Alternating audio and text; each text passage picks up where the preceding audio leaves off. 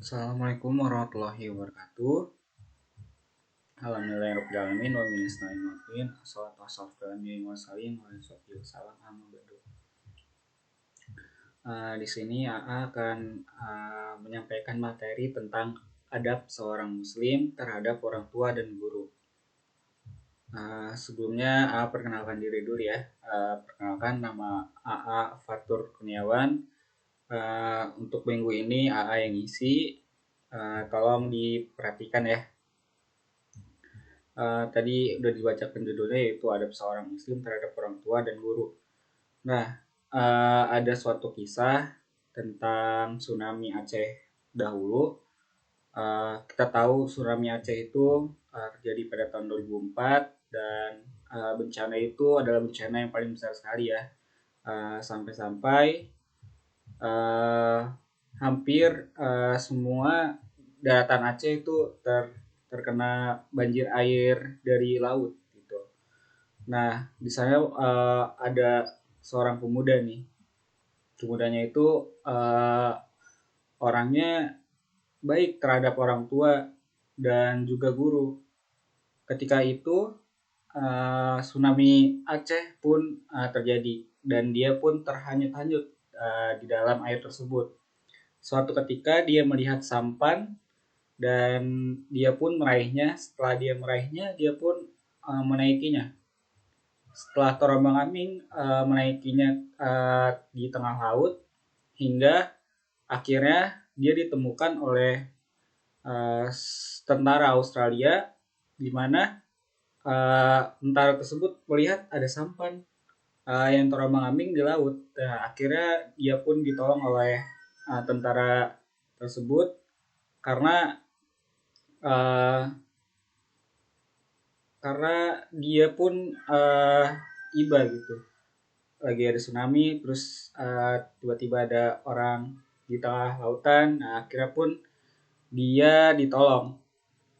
Nah, faktor penolongnya itu adalah pertama, dia berbakti kepada orang tua, dan kedua, amal solihnya itu baik.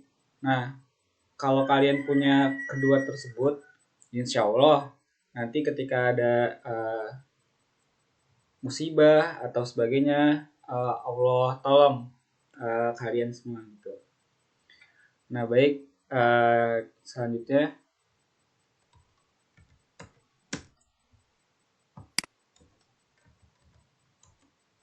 adab terhadap orang tua nih. Diriwayatkan oleh Imam Muslim, suatu ketika Abu Hurairah menghadap Nabi karena ibunya menolak untuk masuk Islam. Maka ia meminta Nabi mendoakan supaya ibunya masuk Islam. Sehingga pulanglah ia ke rumah dan ibunya ternyata baru saja mendapatkan hidayah. Nah, di sini kalau memang Allah berkehendak, semua pun tunduk padanya. Jika kalian meminta doa dan doa itu terkabul, ya alhamdulillah gitu. Dan seandainya jika tidak terkabul, tetap kalian harus berusaha dan ikhtiar gitu. Dan semoga Allah mempercepat doa kalian gitu. Dalam hadisnya lalu berkata, wahai Abu Hurairah, aku bersaksi tiada Tuhan selain Allah dan Muhammad adalah utusannya. Seperti itu. Nah, di sini kedua orang tua adalah yang telah mengurus kita dari kecil hingga kita SMP. Nah, di situ kita harus berbakti kepada orang tua. Karena apa? Karena orang tua itu sudah memperjuangkan kita dari lahir hingga ketika kita besar, semuanya ditanggung oleh kedua orang tua kita. Maka dari itu kita harus berbaik atau berbakti kepada kedua orang tua kita yang masih ada.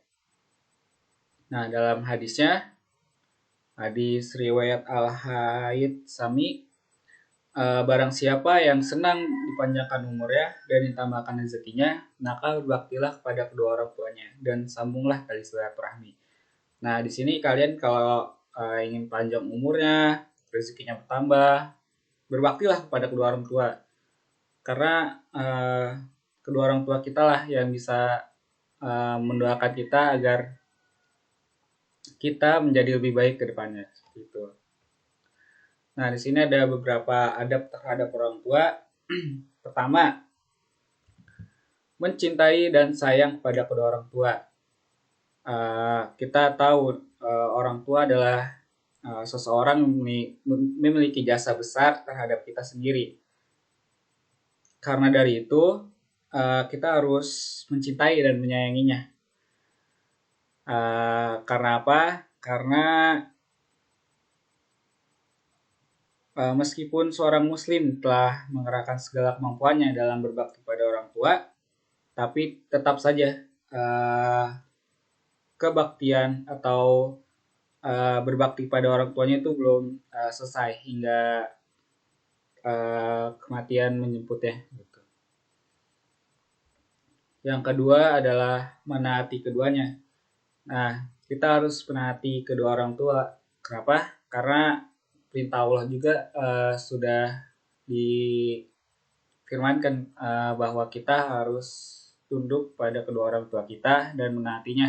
Kecuali apa? Kecuali ketika kedua orang tua kita berbuat maksiat atau menyuruh kita berbuat maksiat. Nah, kalau itu kita harus meninggalnya. Terus selanjutnya yang ketiga, menanggung dan menafkahi orang tua. Nah, kalau kalian sudah bekerja terus mempunyai penghasilan, jangan lupa kalian harus menafkahi kedua orang tua kalian atau orang tua kalian lah yang masih ada. Karena rezeki dan panjang umurnya itu ada di beliau gitu. Selanjutnya, menjaga perasaan keduanya dan berusaha membuat ridho orang tuanya dengan perbuatan dan ucapan. Nah, kalau di sini kalian harus berbuat baik. Berbuat baik di sini maksudnya adalah menjaga perasaan keduanya. Jangan sampai lisan kita atau ucapan kita atau perbuatan kita menyinggung orang tua kita. Jangan sampai seperti itu ya. Yang kelima, tidak memanggil orang tua kita dengan namanya. Ya, jangan sampai menyebutkan namanya ya, karena itu tidak sopan, tidak baik buat kedua orang tua kita. Selanjutnya, tidak duduk ketika keduanya berdiri dan tidak mendahulunya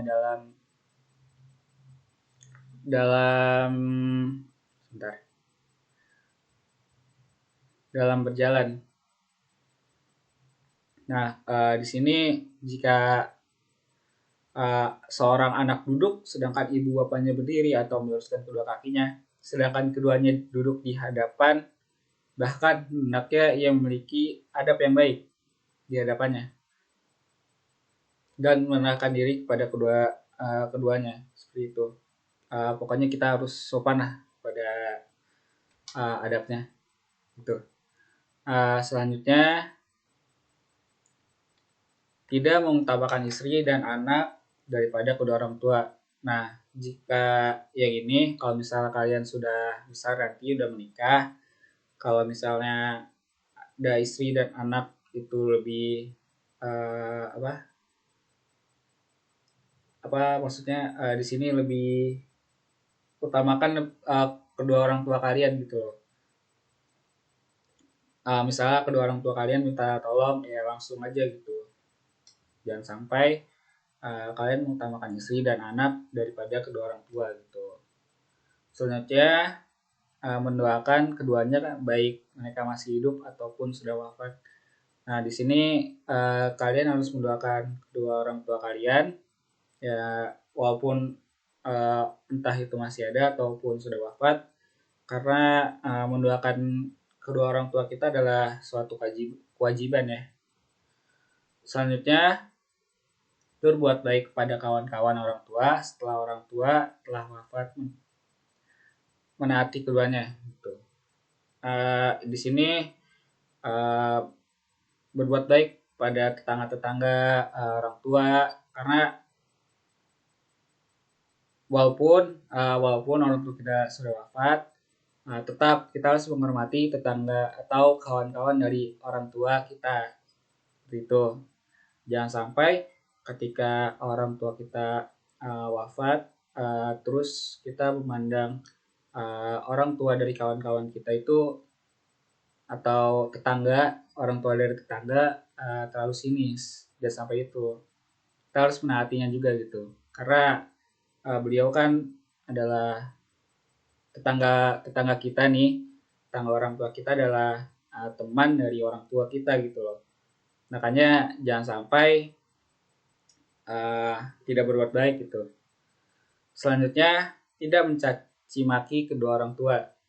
Nah, jangan sampai kalian berkata-kata kasar gitu pada kedua orang tua, karena itu tidak baik pada mereka gitu. Tidak etisnya mereka yang sudah membesarkan kalian, tiba-tiba kalian yang memberontak dengan mencaci maki kedua orang tua kita. Jangan sampai seperti itu ya. Selanjutnya, tidak mengeraskan suaranya melebihi suara kedua orang tua demi sopan santun terhadap mereka. Ya sama, jangan sampai kalian tiba-tiba ngegas gitu pada orang tua kalau misalnya lagi marah atau sebagainya gitu. Jangan sampai ya. Selanjutnya, menjawab panggilan mereka dengan jawaban yang lunak seperti lah baik, siap atau baiklah. Nah di sini kalian harus lemah lembut nih pada kedua orang tua kita. Misalnya kalau lagi dipanggil jangan sampai nanti aja, jangan sampai itu ya, karena ngomong aja itu sudah suatu perbuatan dosa gitu. Pokoknya langsung bilang iya bu, siap bu gitu, atau baik, seperti itu. Selanjutnya, bersikaplah rendah hati dan lemah lembut pada kedua orang tua, seperti melayani mereka, menyuapi mereka, makan dengan tangannya bila keduanya tidak mampu, terus dengan mengutamakan keduanya di atas diri dan anak-anaknya. Di sini kalian harus rendah hati, sopan pada orang tua. Kalau misalnya mereka sedang sakit, kita harus kita harus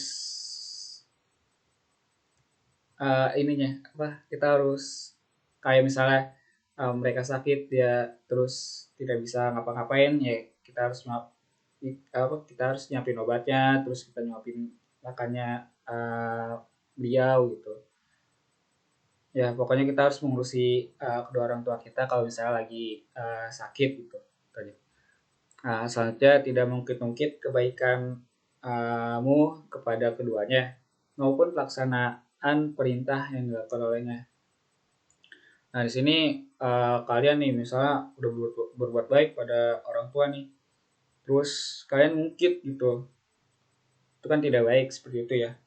Karena orang tua kita tuh sudah banyak gitu, kalau misal banyak kebaikannya gitu, kalau kalian membalasnya itu tidak akan habis seperti itu. Selanjutnya, janganlah memandang kedua orang tua dengan pandangan sinis dan memuka cemberut pada keduanya. Nah di sini kalian harus jangan sampai sinis ya. Misalnya lagi marah-marah nih, tiba-tiba sinis, terus cemberut, jangan sampai seperti itu ya. Buat kedua orang tua kita senang gitu. Selanjutnya ada adab terhadap guru. Nah di sini sosok guru merupakan sosok yang mulia ya di kita sendiri ya. Jangan sampai seorang guru itu tidak menyalurkan ilmunya karena kitanya tidak baik pada beliau seperti itu. Nah, seorang guru itu adalah seorang yang bisa ditiru untuk menyalurkan ilmu pengetahuannya pada murid-muridnya agar mereka seorang yang dapat berkarya sesuai dengan bakat, prestasi, dan kualitas yang dimilikinya. Perannya juga besar terhadap kita. Kita harus wajib menghormati guru. Adapun adab-adabnya nanti jelasin. Sebelumnya ada seseorang di mana beliau belajar itu 20 tahun nih tapi dia cuman belajar 2 tahun itu tentang materinya. Sisanya untuk apa? Sisanya itu untuk beradab terhadap gurunya. Nah, di sini yang kita tahu adalah uh, adab terhadap guru itu lebih besar pada ilmunya gitu. Kita harus beradab dulu pada guru kita agar ilmu-ilmunya bisa tersalurkan ke kita gitu. Nih, ada tips dan triknya nih. Pertama, menghormati dan menghargainya. Karena apa? Karena beliau merupakan sumber ilmu dari kita. Nah, kita harus menghormatinya gitu. Jangan sampai kita mencelanya, terus memanggil namanya dengan tidak sopan, terus berkata-kata kasar, jangan sampai ya. Selanjutnya, tidak menghibahkannya atau membicarakan beliau. Bahkan membelanya etika dihibah oleh orang lain. Ya, jangan sampai kita nih menghibah atau membicarakan keburukan dari guru kita gitu. Jangan sampai ya, karena itu bisa mengurangi ilmu yang ada pada ilmu yang beliau salurkan pada kita gitu. Nanti bisa berkurang. Selanjutnya, mendoakannya dari kejauhan semoga diberi pahala atas ilmu yang diajarkan. Ya, kita harus mendoakannya juga gitu. Karena kan mereka juga sumber ilmu dari sumber ilmu kita. Jangan sampai kita mendoakan kejelekannya gitu. Kita harus mendoakannya dengan baik agar pahala dan ilmunya juga bermanfaat seperti itu. Selanjutnya, mengambil manfaat dari kebaikan sang guru dan tidak mencontoh andai kata ia melakukan kekhilafan. Di sini guru juga seorang manusia ya, kadang-kadang berbuat salah. Maka dari itu, ketika memang nih kita mempublic figurkan guru kita, misal kita mencontoh kebaikannya atau mencontoh perilakunya. Nah, tapi kalau memang ketika itu beliau melakukan khilafan atau membuat maksiat, jangan sampai kita ikutin gitu. Kita mengambil ilmu yang bermanfaatnya aja gitu, jangan sampai ilmu yang merusak kita diambil oleh kita, jangan sampai ya, jangan sampai kita mencontoh keburukannya gitu loh, gitu. Selanjutnya, menisbatkan ilmu yang ia ajarkan kepadanya, karena hal itu mengangkat kedudukannya di mata manusia.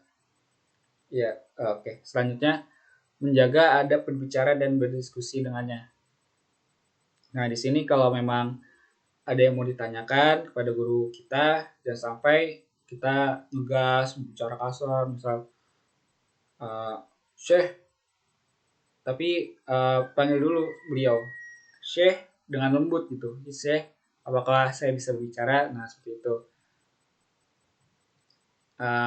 Pokoknya adabnya harus dijaga gitu. Karena ilmu beliau bisa tersalurkan oleh kita melalui adab. Nah, selanjutnya, taat pada guru kita dalam sebuah perkara kecuali perkara maksiat pada Allah Subhanahu wa taala. Nah, di sini tadi ya, kalau memang guru kita membuat maksiat pada Allah atau Rasul, kita jangan sampai ikutin. Kita ambil yang baik-baik saja seperti itu. Selanjutnya, bertutur katalah dengan lemah lembut dan penuh rendah hati pada guru kita. Nah, di sini kita harus bersikap sopan ya. Terus juga kita berkatanya juga harus lemah lembut. Jangan sampai ngegas, kasar, jangan sampai itu. Nanti keberkahan ilmu kita malah berkurang. Selanjutnya, meminta izin kepada guru kita untuk bertanya dan pergi dari majelis. Seperti itu. Tadi udah jelasin ya. Kalau kita mau bertanya, ditunggu, dipersilakan gitu. Jangan sampai kita langsung nanya, itu kurang baik. Atau kita ya pokoknya harus minta izin lah, seperti itu. Selanjutnya memberi salam kepada guru apabila berjumpa dan senantiasa hormat padanya.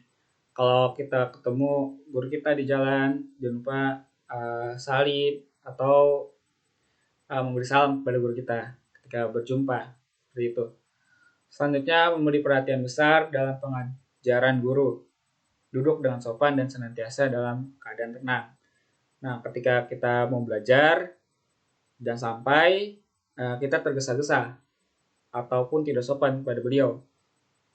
Karena ketika kita menuntut ilmu itu kita harus dalam keadaan tenang, baik, dan memperhatikan beliau. Kalau kita tidak memperhatikan ya sama saja, tidak mendapatkan ilmu yang didapat olehnya gitu.